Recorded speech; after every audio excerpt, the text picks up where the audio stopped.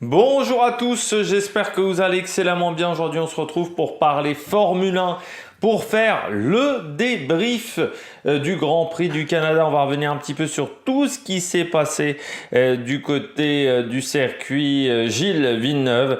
On va voir un petit peu comment ce week-end s'est déroulé pour Red Bull. Est-ce qu'il y a des équipes qui s'en sont mieux sorties que d'autres? N'hésitez pas à vous abonner à la chaîne, à réagir dans les commentaires, à mettre un pouce bleu, à partager la vidéo sur les réseaux sociaux, notamment auprès de vos proches, si vous pensez que ça peut les intéresser. Dans les commentaires, n'hésitez pas à me dire qui vous a plu, qui vous a déçu. Quand vous vous abonnez à la chaîne, vous pouvez rajouter la petite cloche. Vous pouvez également soutenir la chaîne avec un super thanks. Et puis, vous pouvez aller voir EPS 2.0 sur les plateformes de podcast, Deezer, Amazon, Google, Spotify et puis TikTok également avec pas mal de contenu dans les jours à venir, notamment du côté du cyclisme avec les annonces d'équipe. On reviendra notamment, je pense, demain. On fera ça demain sur demain ou ce soir, je verrai. L'annonce notamment de Uno X et de sa formation pour le prochain Tour de France. On commence avec ces qualifs avec ce Grand Prix du Canada. Grand Prix qui a été encore dominé par Verstappen. Et bon, il est pour le moment une jambe au-dessus de tout le monde. En qualif, il a été impressionnant. Voilà, il est vraiment pour le moment seul au monde en ce moment. Il n'y a personne qui arrive à aller le chercher. Moi, ce qui m'a impressionné, c'est encore une fois sa détente.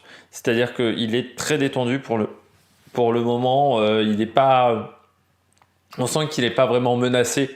Il y a d'autres années où il était un peu plus tendu à certains moments de la saison. Là, il est vraiment en pépère, quoi. Pour le moment, tu sens que bon, il maîtrise totalement son sujet, qu'il n'est absolument pas menacé par ses adversaires. Moi, je suis surpris par le rythme des Ferrari en course.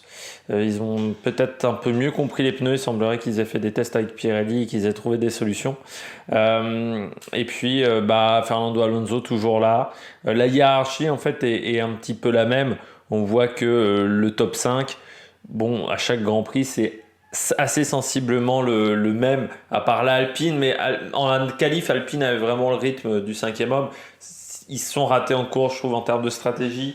Ils ont peut-être raté des choses. Et puis, Sainz qui a bien coulé le Grand Prix de Gasly, le week-end de Gasly.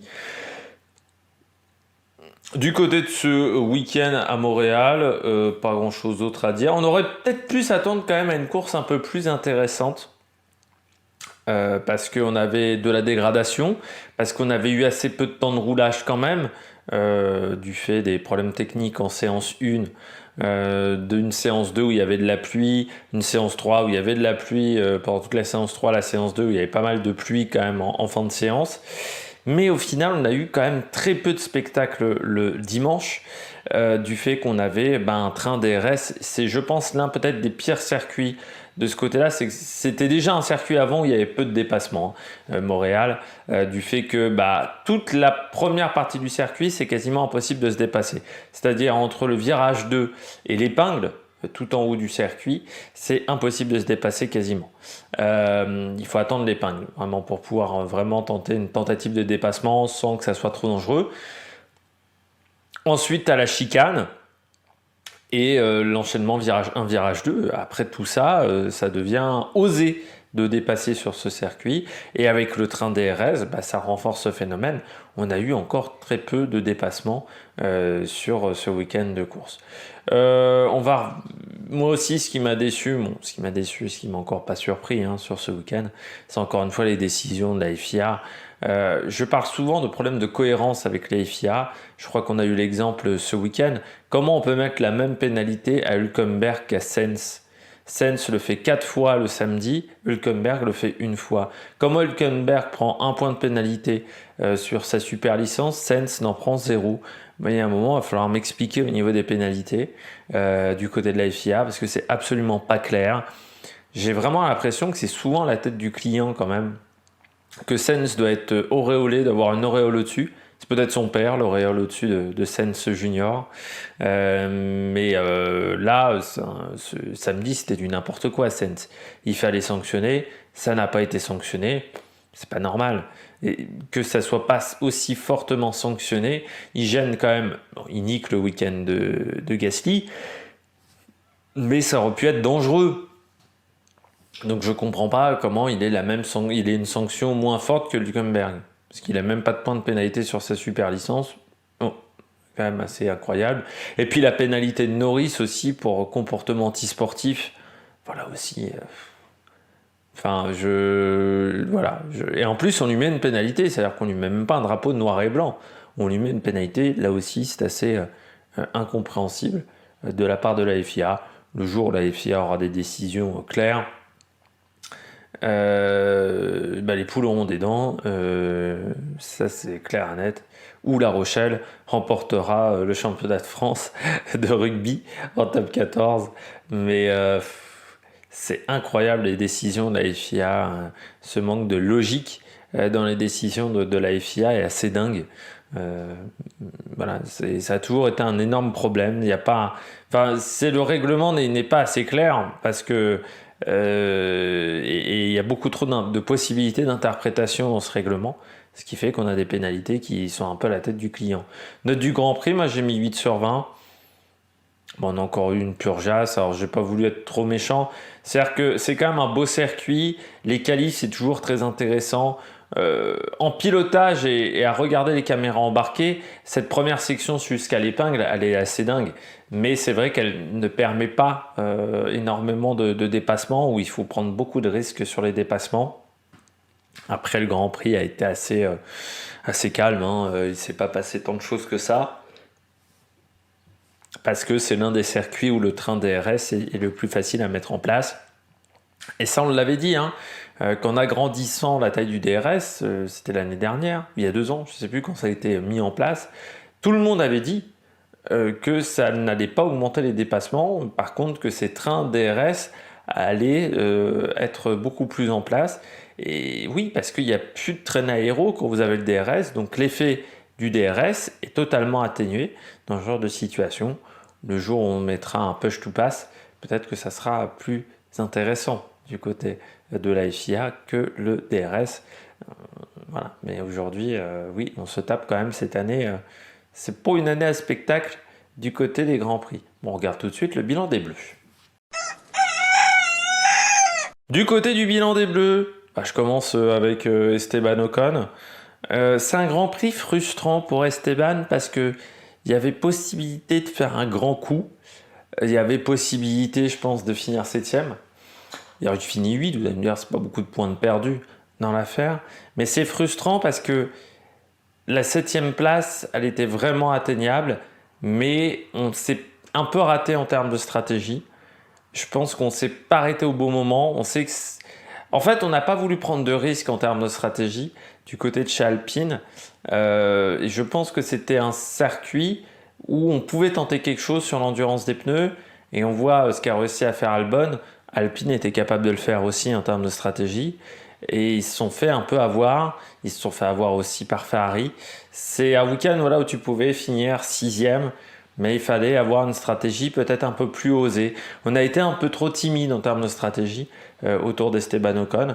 C'est dommage. C'est quelques points qui s'en vont. Après, encore une fois, quand vous regardez le classement du championnat du monde, vous voyez bien que Alpine va rester 5e, qu'il y a peu de possibilités, à part si Alpine gagne 4 Grands Prix sur la deuxième partie de saison. Il y a quand même peu de possibilités pour que Alpine remonte dans ce classement. Je pense que McLaren n'arrivera pas à leur passer devant. Et je pense que ils resteront bloqués à cette 5e place parce que Aston est plus rapide. Et que Ferrari et Mercedes ont quand même maintenant un petit pécule d'avance par rapport à Alpine également. Mais voilà, c'est une petite frustration. C'est dommage parce qu'on était quand même sur une belle série de week-end, que la qualif est bonne pour Esteban, que le rythme était là. Malgré les soucis techniques, c'est vrai que là aussi ça a été un des problèmes. Soucis de volant sur le volant de secours pour Gasly, soucis de durite pour Esteban Ocon. C'est dommage parce que ça fait beaucoup de enfin ça fait pour Gasly pas beaucoup de temps de roulage de perdu, mais pour Ocon ils ont quand même perdu pas mal de temps de roulage avec ce souci, donc c'est dommage du côté d'Alpine. Pour Gasly, Sainz lui fracasse son week-end. Quand tu vois en plus le rythme qu'avait Gasly sur les différentes séances, tu te dis qu'il était peut-être même plus rapide qu'Ocon, donc il y avait peut-être moyen de faire vraiment un bon truc. Après Sainz lui pourrait son Grand Prix avec cette action en qualif. Alors chez Ferrari on a dit oui les qualifs ça dure 18 minutes, ouais, sauf qu'on sait très bien que la piste améliorait énormément et que sur cette qualif là ça durait pas 18 minutes, ça durait un run et il fallait être bon sur le dernier run, et Sainz pourrait le dernier run de Gasly tout simplement. C'est frustrant pour Pierre parce que le week-end était plutôt bon, qu'ils avaient évité la catastrophe avec le volant, ils avaient réussi à trouver à avoir un peu de chance, mais ils avaient peut-être grillé leur carte chance à ce moment-là. Le fait qu'en plus Sainz n'est qu'une petite pénalité, ça doit être encore plus difficile à vivre, je pense, pour Pierre Gasly. Et puis après, oui, ton week-end du dimanche était difficile. Ils ont tenté un coup, partir avec des softs, ça n'a pas marché. Je pense que il aurait mieux fallu partir avec des hards et tenter d'aller le plus loin possible et d'être en un safety car en dernière partie de course. C'est dommageable pour Pierre. Après, tu vois qu'il avait pas autant son rythme de qualif était bon à Pierre, autant son rythme de course est encore un peu moins bon que celui d'Esteban. Mais bon, il a toujours été dans le trafic, il a rien pu faire en fait. Il a toujours été bloqué par d'autres voitures devant lui. C'est dommage. C'est frustrant. Voilà, c'est un week-end qui est frustrant pour Alpine. Il y avait mieux à faire, je pense. Et ils n'ont pas eu beaucoup de chance non plus du côté de l'équipe française, plus le temps de roulage un peu perdu. C'est dommageable. On passe tout de suite aux pilotes au top. Les pilotes au top. Je commence avec le pilote au top sur tous les Grands Prix quasiment depuis le début de saison. Verstappen, rapidement. Il est au-dessus, il est imbattable, il sait très bien servir de son matériel, c'est pas le cas de tout le monde dans son équipe. Et puis tu sens qu'il a pris le pas sur ses adversaires. Maintenant on se bagarre plus pour le titre de vice-champion du monde que pour le titre de champion du monde. C'est-à-dire que je crois que tout le monde a... Autant moi j'ai essayé d'entretenir l'espoir un petit peu en début de saison en disant oui, on a vu déjà d'autres saisons où un pilote dominait, mais il n'a pas fait d'erreur sur cette première partie de saison. Ça aurait fonctionné en fait en se disant il peut peut-être ne pas être champion du monde. C'est s'il avait fait des erreurs sur la première partie de saison. Même si Red Bull en deuxième partie de saison ne peut pas apporter d'amélioration sur sa voiture, ils ont quand même encore une marge. C'est-à-dire que je pense qu'ils peuvent tenir jusqu'aux 5-6 derniers Grands Prix de la saison. À partir de ce moment-là, tu sais très bien qu'il aura plus de 100 points d'avance. Donc le championnat est bouclé. Il commet pas d'erreur, 41e victoire dans sa carrière. Alors j'ai vu que certains ont dit sur Twitter, des gens qui ne devaient pas s'y connaître beaucoup en Formule 1 à l'époque, ont dit oui, c'est facile pour Verstappen. La seule facilité qu'a Verstappen par rapport à Senna, c'est qu'il y a plus de Grands Prix. C'est vrai que Verstappen a connu des saisons à 20 Grands Prix. À l'époque de Senna, il n'y avait pas de saison à 20 Grands Prix. C'est le seul avantage qu'il y a par rapport à Senna. Quand on dit que les voitures étaient plus difficiles à l'époque, je suis désolé, dans les années 90, les voitures elles étaient bourrées de technologie. Tu avais les suspensions pilotées, tu avais déjà donc les boîtes de vitesse semi-automatiques, voire parfois très automatisées, ces boîtes de vitesse. Tu avais énormément d'électronique embarquée, tu avais parfois l'ABS, des ESP, des sortes de SP. Donc non, on ne peut pas dire que les voitures des années 90 étaient beaucoup plus difficiles à piloter que les voitures d'aujourd'hui. Il y avait beaucoup plus d'appui en plus sur ces voitures, donc tu pouvais passer en courbe à des vitesses hallucinantes. Aujourd'hui, il faut manier énormément de choses dans la voiture. Faut savoir que les pilotes touchent leur volant, je ne sais pas combien de fois par tour, pour entrer dans des sous-menus, pour changer la répartition du freinage, ce qu'on ne faisait pas à l'époque de Senna. Donc il y a beaucoup plus de choses qui pervertissent votre conduite, on va dire. Vous êtes bardé d'informations dans la voiture. bardé de capteurs, faut connaître son volant par cœur. Enfin voilà, à l'époque le volant c'était 3 boutons, maintenant un volant c'est des dizaines et des dizaines de boutons, avec des dizaines et des dizaines de combinaisons de touches également pour accéder à certaines parties de la voiture, à certaines parties de l'ordinateur de bord. Donc dire que c'était plus compliqué à l'époque de Senna qu'à l'époque de Verstappen, non. La difficulté est différente. Comme la difficulté est différente à l'époque de Fangio. Oui, à l'époque de Fangio, conduire une Formule 1, physiquement, c'était très dur. Vous preniez de l'huile chaude dans la gueule, il n'y avait aucune sécurité, les pneus, ça tenait pas la route, il n'y avait pas d'aileron, donc les voitures ne tenaient pas la route. Mais la difficulté est juste différente. On est juste sur des époques différentes et c'est pour ça que c'est très dur de comparer un Formule 1. Parce que même si tu compares à Schumacher, oui, mais les voitures avaient plus d'appui, il y avait moins de technologie quand même embarquée au niveau hybride, il n'y avait pas de système hybride à l'époque de Schumacher, donc c'est compliqué. On peut le comparer à Hamilton parce qu'il y a 10 ans d'écart et qu'Hamilton est toujours là. On peut le comparer un peu à Alonso, et même pas au début de carrière d'Alonso, parce que les voitures étaient différentes, c'était les V10, on était sur des technologies en plus qui étaient vraiment éprouvées à l'époque d'Alonso. Il n'y avait pas le même nombre de pilotes qui pouvaient performer aussi au top. Mais Verstappen, ce qu'il réalise, c'est assez dingue quand même, 41 victoires. Le seul avantage qu'il a par rapport à d'autres, c'est le nombre de grands prix, mais c'est le seul avantage qu'il a. 41 victoires à son âge, ça montre quand même le mec est au-dessus. Mais parce que c'est un gagneur. Alors lui, il vient pas pour faire numéro 2, lui, il vient pour la gagne. C'est pas, voilà, lui, il vient pour la victoire. Il a été formaté de cette manière par son père. Mais ouais, c'est assez dingue quand même. 41 victoires déjà. Faut voir quand même les statistiques, quoi.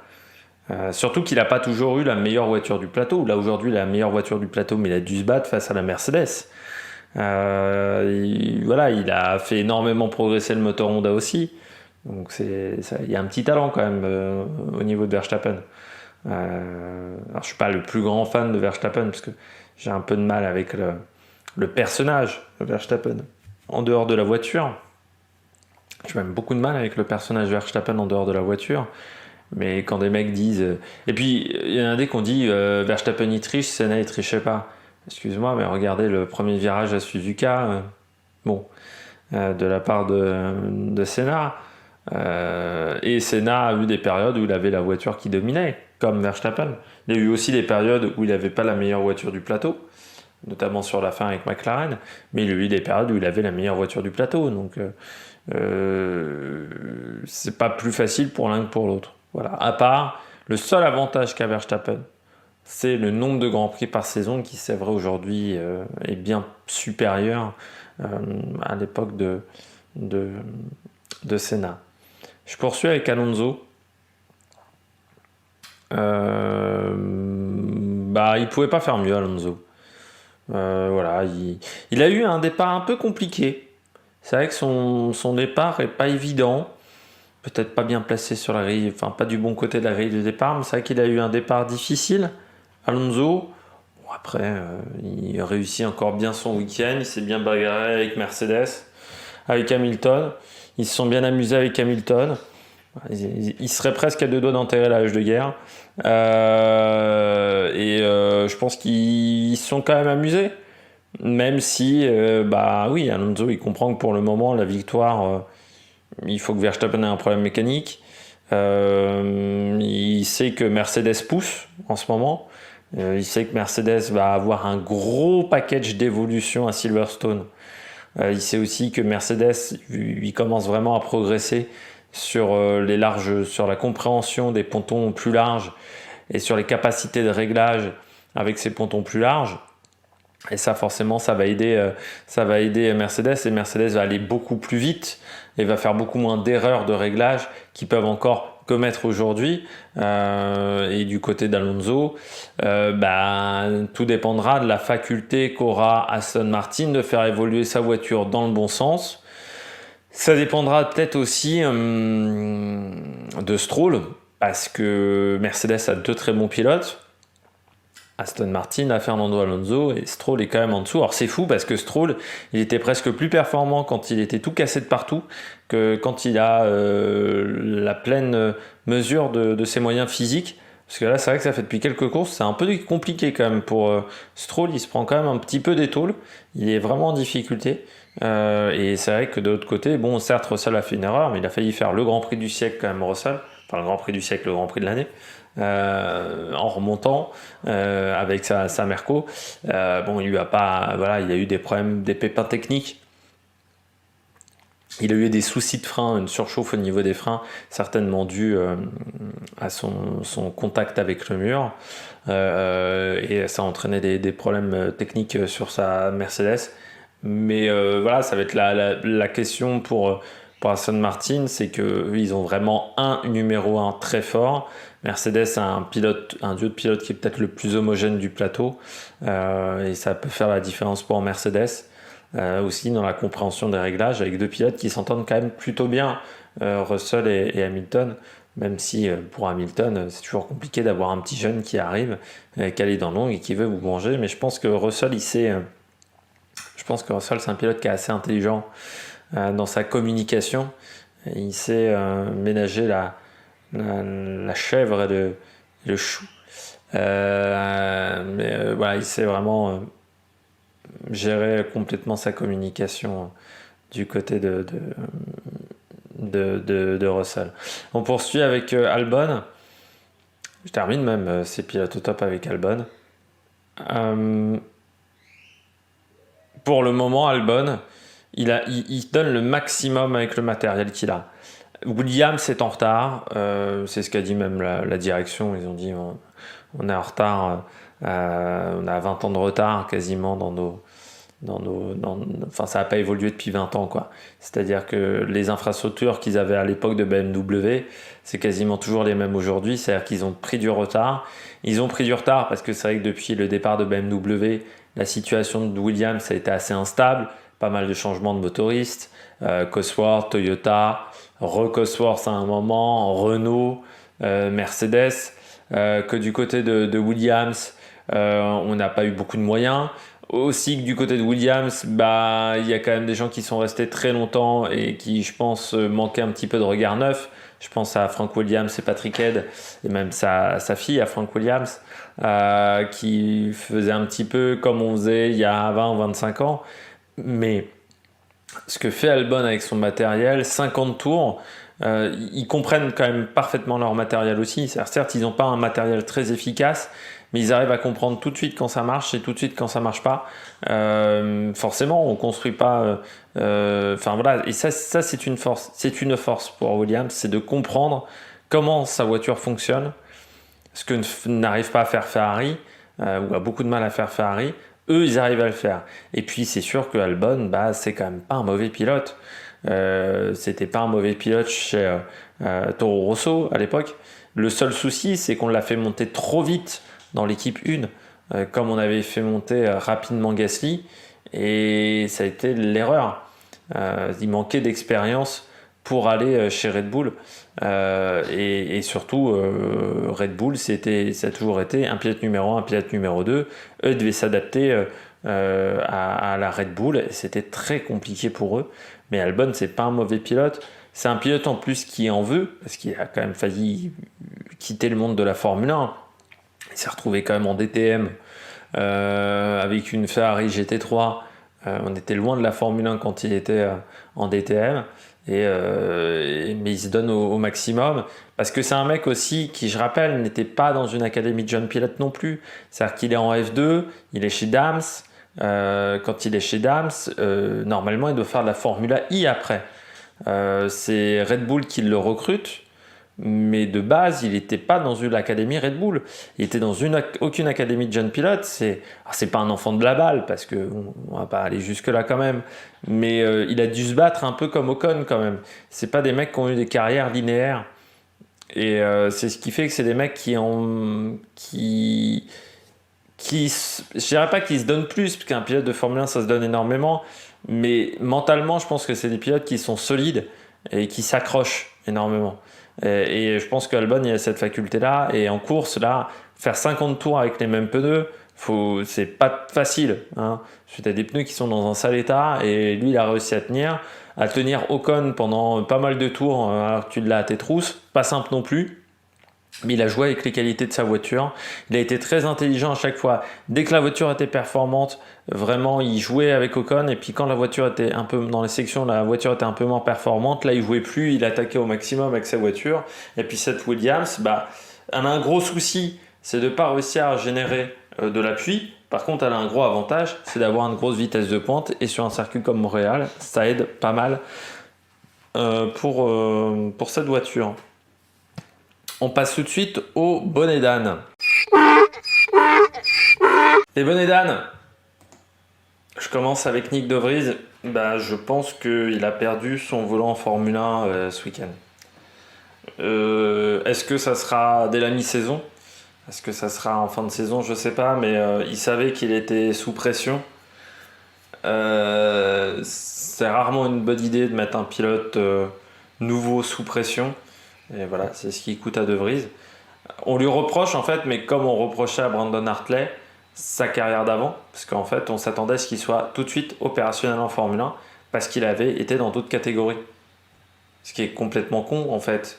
Il avait encore pas mal de choses à apprendre en Formule 1, et on lui a mis beaucoup trop de pression, et là c'est vrai que sur ce week-end, il n'y a pas grand chose à sauver.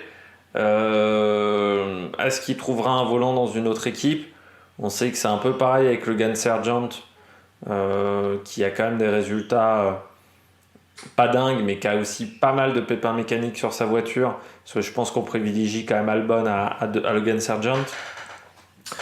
C'est dommage pour De Vries, surtout que il pourra pas faire grand chose, quoi.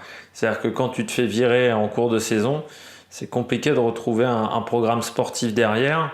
Il y aura peut-être des places en hypercar pour l'année prochaine en endurance pour De Vries qui a déjà fait du LMP2. Il y aura peut-être des places en Formula I pour De Vries, mais c'est frustrant parce que après ça a toujours été la stratégie Red Bull de mettre énormément la pression sur certains pilotes. Je pense qu'il n'est pas passé chez AlphaTauri au bon moment non plus, parce qu'on voit que la voiture est nulle. Très, très difficile à comprendre cette voiture, et puis pas forcément aidé par la situation. On ne sait pas s'ils vont rester chez Red Bull, on ne sait pas s'ils vont aller en Grande-Bretagne ou ils vont rester en Italie. Ça reste assez complexe la situation d'AlphaTauri. On ne sait pas s'il va y avoir un repreneur, le départ du patron, l'arrivée peut-être de Laurent Mekies également. Il y a beaucoup d'instabilité en ce moment chez AlphaTauri. Ça joue forcément sur les performances de Vries. Tu roules pas en ayant l'esprit serein en plus, parce que tu sais que ta place est menacée, et donc tu fais beaucoup d'erreurs. Et ce week-end, ça n'a pas pardonné du tout. Beaucoup trop d'erreurs pour De Vries. Bon, voilà, c'est dommage pour le pilote néerlandais, mais je crois que l'action sur c'était Magnussen, Hülkenberg, je ne sais plus lequel des pilotes As, va lui coûter très cher, je pense. Pérez, plus rien ne va chez Pérez. Ça fait 3-4 grands prix où il n'y a rien qui va. C'est-à-dire qu'il accumule les erreurs, il n'a pas de rythme. Là, il y avait quand même 1 seconde 3. Il y avait quasiment tout le week-end, il y avait 1 seconde d'écart entre les deux. Ce qui est énorme, 1 seconde. Surtout sur un circuit comme le Canada, qui n'est pas un circuit très grand non plus. C'est l'un des circuits où on fait le plus de tours en course, 72 tours du côté du Canada. Donc c'est énorme d'avoir un écart comme ça. Vraiment, il n'avait aucun rythme, Pérez. Alors soit c'est les évolutions ne doivent pas lui convenir, ça c'est clair et net. Mais je pense que mentalement il y a un truc quand même. Il y a un truc qui va pas. Parce que avoir un tel écart de performance avec Verstappen, c'est quand même terrible. À un moment, je me disais, c'est parce qu'il s'était mis la pression, mais là, il n'arrive pas à rebondir. Il n'arrive pas à retrouver du rythme, il n'arrive pas voilà, il est bloqué, et c'est très compliqué à gérer pour lui. Enfin, voilà, là, c'est dur pour Pérez quand même, de le voir un peu moribond, sans solution. Je suis assez perplexe quand même sur Perez. En plus, Alonso, bon, l'art de la communication, il la maîtrise, Alonso, pour mettre la pression un peu sur Perez en disant oh, bah, moi je pense que je peux finir vice-champion du monde. Hamilton a fait un petit peu la même chose aussi après derrière. Ils sont peut-être en train mentalement de broyer Perez. Et même en tant que numéro 2, parce que on attend d'un numéro 2 quand même qu'il soit dans le rythme un peu de son coéquipier. Là, 1 seconde d'écart, 1 seconde 3 parfois, c'est monumental. Sur des circuits où l'année dernière, il arrivait à avoir du rythme en plus, un petit peu. Encore une fois, c'était sur la deuxième partie de saison et c'était écroulé Perez, mais sur cette première partie de saison, il avait vraiment été bon. Donc je suis assez inquiet pour la suite en plus pour Perez, parce que la deuxième partie de saison, c'est pas forcément là où il avait été le plus performant avec Red Bull. Et puis Carlos Sainz, pour finir, que dire de Carlos Sainz? Week-end difficile. Alors déjà un rythme qui était, je pense, moins bon que Leclerc. Bon, il profite du fait que Leclerc et Ferrari soient bien plantés au niveau des pneus. Leclerc a dû s'excuser, mais bon, c'était un peu des excuses forcées. Je pense que on lui a dit de s'excuser du côté de Leclerc. On lui a dit d'éteindre le feu. Je suis pas sûr qu'à un moment on arrive à s'en sortir avec cette mentalité-là. Mais bon, on verra du côté de chez Ferrari. Chez Ferrari, on nous dit que Leclerc n'avait pas tous les données en main pour comprendre pourquoi ils avaient gardé les pneus intermédiaires. Il a quand même forcé énormément pour passer au slick. On lui a jamais mis les slicks. Mais Sainz, comportement inacceptable pendant le week-end. Alors déjà, crash en EL3, c'est quand même pas l'idée du siècle. Et avant le crash, tu bloques quand même 2 fois Albon, tu bloques ensuite Gasly, tu rebloques Albon. Enfin, je sais pas, tu cherches à te faire tuer ou je sais pas comment ça se passe. Et en plus, ça n'a aucun intérêt en qualif de faire ça. Son attitude de bloquer tous les autres pilotes, ça n'avait aucun intérêt à ce moment-là de la qualif. Donc c'est assez stupide de la part de Sainz. C'est pas la première fois qu'il a un comportement un peu stupide. Bon, je serais pas à dire comme Gasly que c'est tout le temps. Je pense qu'en plus avec Gasly, le Grand Prix de Monza, ça lui reste toujours en travers de la gorge, parce que je rappelle que qui finit deuxième derrière Pierre Gasly, c'est Sainz. Je pense qu'il l'a toujours eu un petit peu mauvaise, ce coup-là. Donc qu'il ait raté sa première victoire le jour où Gasly a remporté sa première victoire. Mais là, son attitude n'était pas très intelligente et ça aurait valu une plus grosse pénalité. Je suis désolé, mais 3 places sur la grille, c'est pas suffisant. Surtout quand c'est à répétition, hein, on est sur plusieurs actions dans la même journée. Plus ton crash, là aussi, où tu perds la voiture, mais tu roules sur la ligne blanche, c'est quand même un peu une erreur de débutant, là aussi. On est sur un mec qui a quand même plusieurs saisons en Formule 1, qui est chez Ferrari. Je trouve que ça fait quand même un petit peu beaucoup de fautes et d'erreurs dans un seul et même week-end. On regarde tout de suite les classements.